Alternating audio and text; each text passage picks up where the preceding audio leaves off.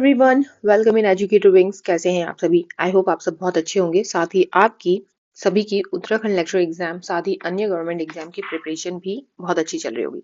दोस्तों, जैसे कि आप स्क्रीन पर देख रहे हैं, वर्ल्ड ज्योग्राफी जो कि हमारा सिलेबस में है, उत्तराखंड लेक्चर स्क्रीनिंग एग्जाम का जो सिलेबस है उसमें है।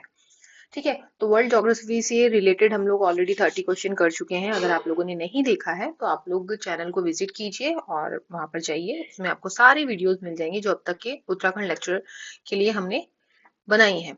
ठीक है, तो दोस्तों सिलेबस के अकॉर्डिंग ही हम चल रहे हैं। तो वर्ल्ड ज्योग्राफी का आज पार्ट 2 है, तो उसको हम यहाँ पर डिस्कस करेंगे। तो पहला क्वेश्चन हम लोग देखते हैं।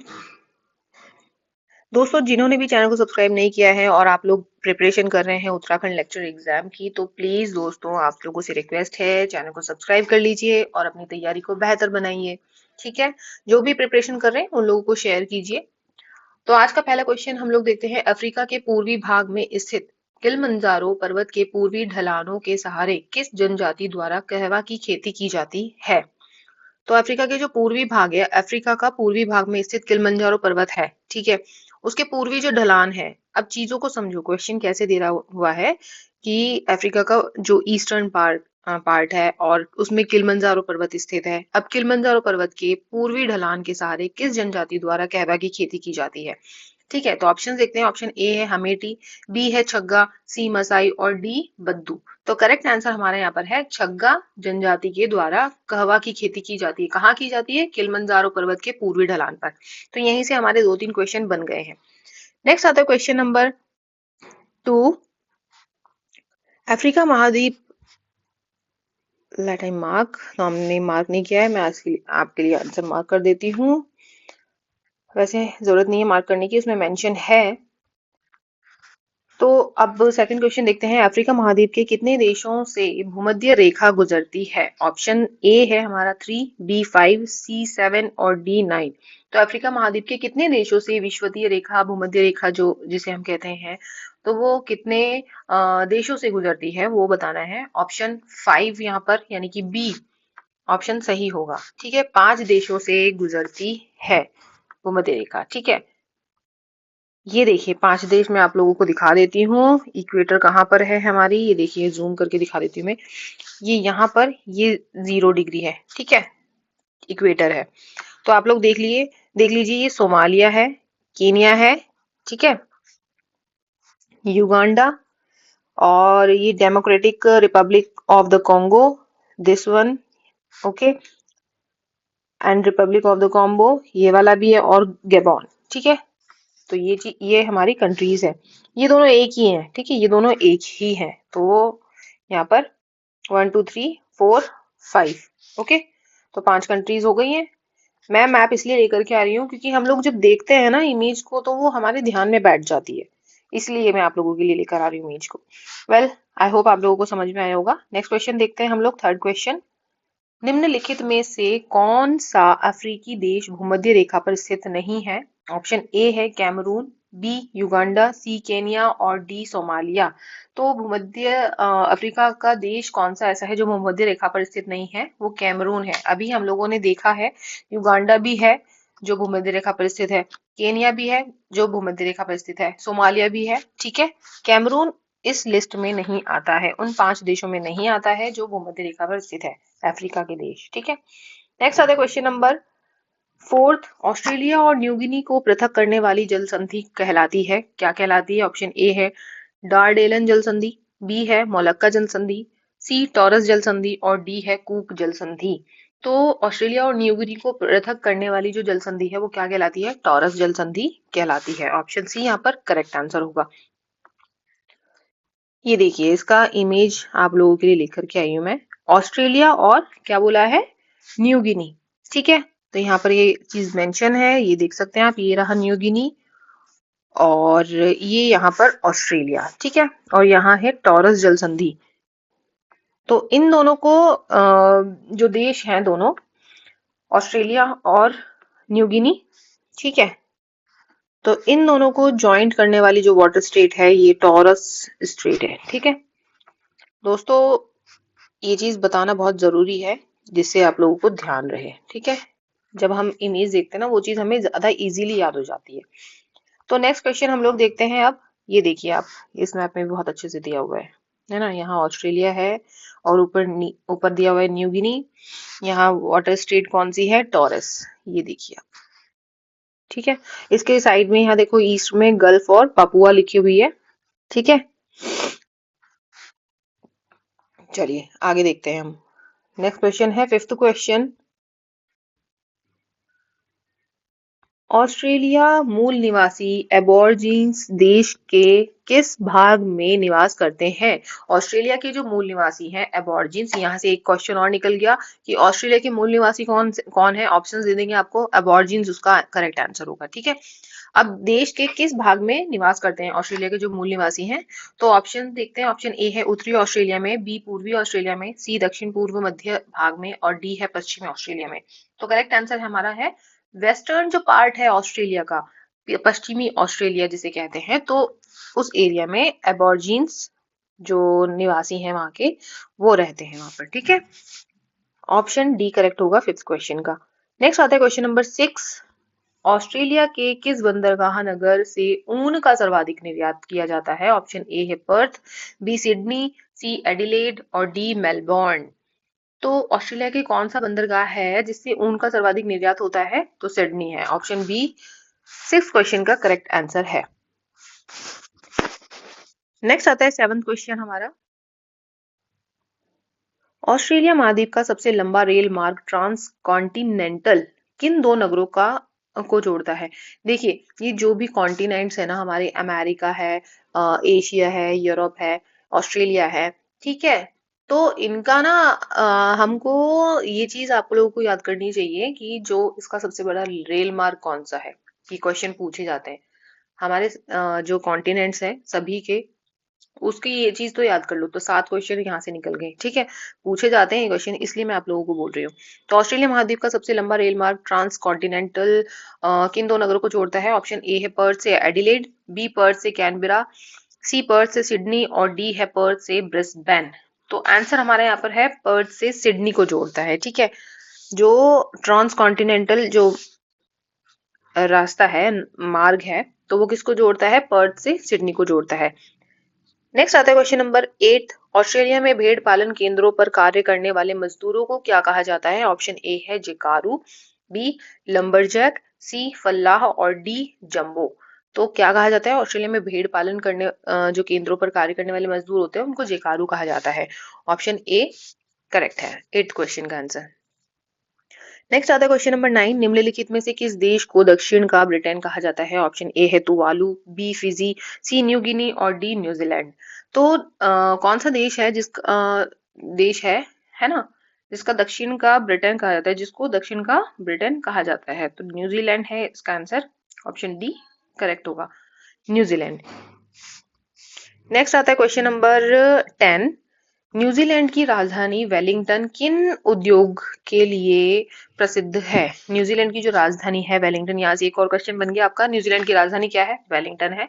तो किस उद्योग के लिए प्रसिद्ध है? ऑप्शंस देखते हैं। ऑप्शन ए है जलयान उद्योग, बी डेयरी उद्योग, सी लौह इस्पात उद्योग और डी है मांस उद्योग। तो करेक्ट आंसर है डेयरी उद्योग के लिए। ये चीज हम लोगों को अच्छे से ध्यान होनी चाहिए कि कौन सा उद्योग कौन से देश के लिए फेमस है, ठीक है। नेक्स्ट आता है क्वेश्चन नंबर 11। दक्षिणी ध्रुव पर पहुंचने वाला प्रथम व्यक्ति एमंडसन किस देश का नागरिक था? मोस्ट इंपोर्टेंट क्वेश्चन है। ऑप्शन ए है नॉर्वे, बी स्वीडन, सी आइसलैंड और डी है आयरलैंड। तो करेक्ट आंसर है हमारा इसका नॉर्वे। जो दक्षिण ध्रुव पर पहुंचने वाला पहला व्यक्ति था एमंडसन, तो वो नॉर्वे का है, ठीक है, नॉर्वे का नागरिक था। नेक्स्ट आता है क्वेश्चन नंबर 12। अंटार्कटिका महाद्वीप को गतिशील महाद्वीप भी कहा जाता है क्योंकि? ऑप्शन ए है ये महासागर के ऊपर निरंतर तैरता है। सॉरी, मिस हो गया, मिस्टेक हो गई यहाँ पर, ये ऊपर है, ओके। बी है शीत एवं ग्रीष्म ऋतु में इसके आकार बदलते रहते हैं। सी प्लेट विवर्तनी के कारण यह उत्तर पश्चिम की ओर खिसकता है, ठीक है। और डी है अपने ही स्थान पर ऊपर नीचे करता है, ठीक है। तो करेक्ट आंसर हमारा यहाँ पर होगा अंटार्कटिका महाद्वीप को गतिशील महाद्वीप भी कहा जाता है। क्यों कहा जाता है? क्योंकि ये शीत और ग्रीष्म ऋतु में इसके आकार में बदलाव आता है, ठीक है। शीत और ग्रीष्म ऋतु में इसके आकार में बदलाव आता है, ऑप्शन बी करेक्ट हो जाएगा। नेक्स्ट आता है क्वेश्चन नंबर 13, अंटार्कटिका महाद्वीप में भारत ने अपना पहला शोध केंद्र दक्षिण गंगोत्री कब स्थापित किया? Most most most important question है, बहुत अच्छा क्वेश्चन है, इससे रिलेटेड क्वेश्चन बनेंगे ही बनेंगे, ठीक है। तो अंटार्कटिका महाद्वीप में भारत ने अपना पहला शोध केंद्र दक्षिण गंगोत्री जो कि है, कब स्थापित किया था? एक तो आपको नाम याद होना चाहिए कि अंटार्कटिका महाद्वीप में भारत के जो शोध केंद्र है उनके नाम क्या है, ठीक है, और कौन से नंबर का है, पहला है या दूसरा है, और कब स्थापित किया गया।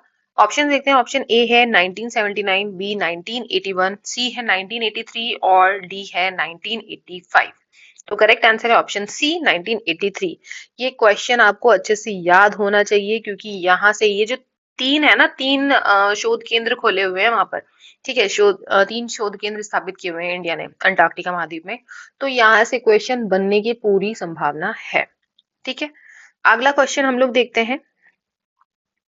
ये देखिए, आप यहाँ पर देख सकते हैं अंटार्कटिका यहाँ पर दिया हुआ है, देखो भारती भी है यहाँ पर, ठीक है। भारती भी दिया हुआ है यहाँ पर, मैत्री भी है और दक्षिण गंगोत्री भी है, ठीक है। तो ये चीजें हमें ध्यान होनी चाहिए। भारती का अभी देखो, मैं मैत्री का आपको बता देती हूँ कि मैत्री की स्थापना कब हुई थी? 1989 में हुई थी, ठीक है। दक्षिण गंगोत्री की अभी हमने डिस्कस किया है, 1983 स्थापना हुई थी। अब भारती की स्थापना कब हुई, ठीक है, ये आप लोग मुझे बताइए कमेंट बॉक्स में। भारतीय जो अनुसंधान केंद्र है, तीसरा अनुसंधान केंद्र है, मैं आपको ये भी बता देती हूँ, पहले नंबर का ये है, सेकंड नंबर का ये है और थर्ड नंबर का है भारती। तो थर्ड नंबर पर जो भारती की स्थापना हुई है किस वर्ष हुई है, ये आप लोग मुझे बताइए कमेंट बॉक्स में, ठीक है।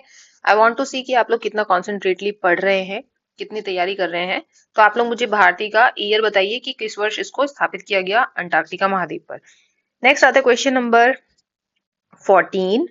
वर्ष 1989 में अंटार्कटिका महाद्वीप में भारत द्वारा स्थापित किए गए दूसरे शोध केंद्र का नाम क्या था, ठीक है। ऑप्शन ए है पूर्वी गंगोत्री, बी यमुनोत्री, सी भारती और डी मैत्री। तो करेक्ट आंसर हमारा यहाँ पर है मैत्री। ये अभी मैंने आपको बताया है, मैप में भी दिखाया है, आई होप आपको क्लियर होगा। नेक्स्ट आता है क्वेश्चन नंबर 15। अंटार्कटिका महाद्वीप में लॉरेंस हिल्स में भारत द्वारा स्थापित तीसरे अनुसंधान केंद्र का नाम क्या है? ऑप्शन ए है भारती, बी भास्कर, सी प्रगति और डी अभियान। तो अभी अभी मैंने आपको ये भी क्लियर कर दिया है, ऑप्शन ए इसका करेक्ट आंसर है भारती। आपको मुझे इसका स्थापित जो वर्ष है, कब स्थापित किया गया, वो आपको मुझे कमेंट बॉक्स में बताना है। इसका स्थापित वर्ष आपको मुझे बताना है कमेंट बॉक्स में, ठीक है। तो दोस्तों कमेंट कीजिए। नेक्स्ट आता है, और लिख कर के करना प्रॉपर कि हाँ अंटार्कटिका महाद्वीप में भारतीय जो अनुसंधान केंद्र है उसकी स्थापना इस वर्ष हुई थी। इस तरह से लाइन बना करके लिखना, पूरा प्रॉपर सेंटेंस बना के। क्वेश्चन 16 है, फ्रांस की राजधानी पेरिस किस नदी के किनारे स्थित है? ऑप्शन ए है वेस्चुला, विस्चुला और बी है सीन, सी है राइन और डी है डेन्यूब। तो फ्रांस की जो राजधानी पेरिस है उस वो किस नदी के किनारे स्थित है? सीन नदी के किनारे स्थित है। ऑप्शन बी यहाँ पर करेक्ट आंसर है। नेक्स्ट आता है क्वेश्चन नंबर 17। यूरोप के किस देश का भौगोलिक उपनाम ब्लैक ग्राउंड ऑफ यूरोप है? ब्लैक ग्राउंड ऑफ यूरोप है। यूरोप के किस देश का भौगोलिक नाम उपनाम ब्लैक ग्राउंड ऑफ यूरोप है, ये बताना है। ऑप्शन ए है बेल्जियम, बी स्पेन, सी स्विट्जरलैंड और डी है फ्रांस। तो करेक्ट आंसर हमारा यहाँ पर है ऑप्शन सी स्विट्जरलैंड। नेक्स्ट आता है क्वेश्चन नंबर 18। निम्नलिखित में से किसे 7 पहाड़ियों का नगर कहा जाता है? ऑप्शन ए है पेरिस, बी मैड्रिड, सी एम्स्टर्डम और डी रोम। तो 7 पहाड़ियों का देश, 7 पहाड़ियों का नगर किसको कहा जाता है? आंसर हमारा होगा रोम, ऑप्शन डी करेक्ट है। नेक्स्ट आता है क्वेश्चन नंबर 19। अमेरिकी नगर डेट्रॉयट किस उद्योग के लिए प्रसिद्ध है? ऑप्शन ए है जहाज उद्योग, बी सूती वस्त्र निर्माण, सी ऑटोमोबाइल और डी वायुयान निर्माण। ठीक है, अमेरिकी नगर डेट्रॉयट जो है, डेट्रॉयट, ये इंपॉर्टेंट क्वेश्चन है। कुछ कुछ ऐसे नगर हैं फेमस जो जिनसे रिलेटेड क्वेश्चन बनते हैं, ठीक है। डेट्रॉयट किसके लिए फेमस है? ऑटोमोबाइल के लिए, ठीक है। नेक्स्ट आता है क्वेश्चन नंबर 20। किस जल संधि को आंसुओं का प्रवेश द्वार कहा जाता है? ऑप्शन ए है हार्मूज जल संधि, बी बास्फोरस जल संधि, सी बाब एल मंदेब जल संधि और डी है कूक जल संधि। तो किस जल संधि को आंसुओं का प्रवेश द्वार कहा जाता है? ऑप्शन सी करेक्ट है, बाब एल मंडेब। ठीक है, जल संधि। नेक्स्ट आता है क्वेश्चन नंबर 21। मध्य अफ्रीका में पाए जाने वाले उष्णकटिबंधीय घास के मैदानी भागों को क्या कहा जाता है? ऑप्शन ए है पंपास, बी लानोस, सी पार्कलैंड और डी कंपोज। तो करेक्ट आंसर हमारे यहाँ पर है जो मध्य अफ्रीका है, सॉरी, मध्य अफ्रीका में पाए जाने वाले जो उष्णकटिबंधीय घास के मैदान है उनको क्या कहा जाता है? पार्कलैंड कहा जाता है। ऑप्शन सी यहाँ पर करेक्ट है। नेक्स्ट आता है क्वेश्चन नंबर 22। ऑस्ट्रेलिया के दक्षिण पूर्वी भाग में स्थित शीतोष्ण युक्त घास के मैदानी भाग को क्या कहा जाता है? ऑप्शन ए है वेल्ड्स, बी है पंपास, सी स्टेपी और डी डाउन्स। तो ऑस्ट्रेलिया के जो दक्षिण पूर्वी भाग है शीतोष्ण युक्त घास के मैदान, उनको क्या कहा जाता है? डाउन्स कहा जाता है। ऑप्शन डी 22 क्वेश्चन का करेक्ट आंसर है। अब वेल्ड्स कहां पर कहा जाता है ये मैं आपको क्लियर कर देती हूँ। वेल्ड्स कहां पर कहा जाता है? South Africa. ठीक है, साउथ अफ्रीका। पंपास कहाँ कहा जाता है? South America. अमेरिका में भी एक्यूरेट मैं बता देती हूँ, अर्जेंटीना। ठीक है, अर्जेंटीना। ठीक है। नेक्स्ट आता है हमारा wait,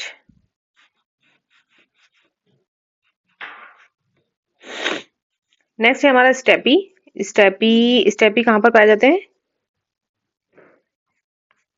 what is the problem?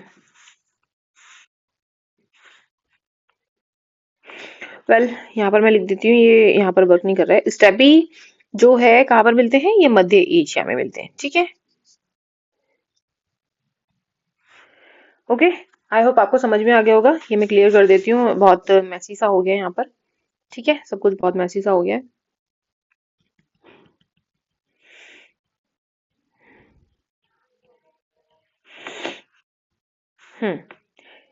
Next आता है, देखिए आप यहाँ पर देख सकते हैं मैप ऑलरेडी मैंने आप लोगों के लिए अवेलेबल कराया है, जिससे आपको ये चीज ध्यान हो जाए। इस चीज को ना आप लोग सेव करके रख लेना, बहुत इजी है। मैप से जब हम याद करते हैं ना चीजें, तो बहुत इजीली हमें याद हो जाती हैं। ठीक है, उसकी लोकेशन कहाँ है, और जब हम एक बार देख लेना और खुद उसको ड्रॉ करें, ठीक है, तो बिल्कुल आप भूल नहीं पाओगे उस चीज को। ऐसे ही मैं खुद प्रिपेयर करती हूँ अपना, मेरा खुद का सब्जेक्ट ज्योग्राफी है, तो मैं खुद अपना जो प्रिपरेशन करती हूँ ज्योग्राफी से रिलेटेड मैप बनाकर ही करती हूँ। ठीक है, तो दोस्तों ये मैप है, आप लोग इसको देखिए ध्यान से, कहाँ पर कौन सा मैदानी भाग है, घास का मैदान है, तो वो चीज आपकी क्लियर हो जाएगी। नेक्स्ट आता है हमारा क्वेश्चन नंबर 23। विश्व का सबसे ऊंचा जलप्रपात एंजिल जलप्रपात किस देश में स्थित है? ऑप्शन ए है पेरू, बी कोलंबिया, सी वेनेजुएला और डी है सूरीनाम। तो करेक्ट आंसर हमारा यहाँ पे है ऑप्शन सी, वेनेजुएला में। अब मैं आपको ये चीज बताना चाहती हूँ कि जो एंजिला जलप्रपात है कौन सी नदी पर बना हुआ है।